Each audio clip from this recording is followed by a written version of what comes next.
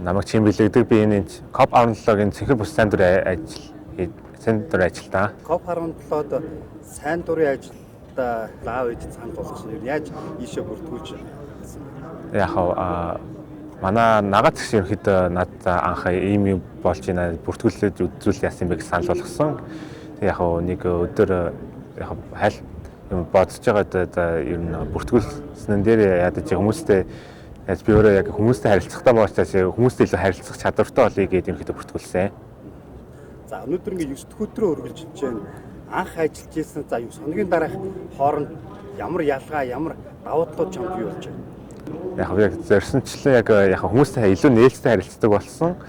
Тэгээ бусад дээр гэвэл яг би миний бас бусад ерөнхийдөө англи бол итгэл дээр хүмүүстэй харилцах чадвар бас баг ихсэн гэж бодож байна. Хувьдаа бол. Анх удаа ийм ингээд танихгүй хүмүүс донд байж ингэж хүмүүстэй харилцаж ажиллана гэхэд нэлээд сандарч юм санаа зовж ирсэн. Яг эхний өдрийн өнгөрөөгөө энэ санаа зовох юмгүй болсон. Хүмүүстэй харилцаж байхад нэг зарим хүмүүс юм хайгаад болохгүй байна. Тэрний бас мэдгүй байгаа чинь тэрийг бас нэгнээс асууж авлах тийм юм их тиймэрхүү харилцаа маш их байгаа юм.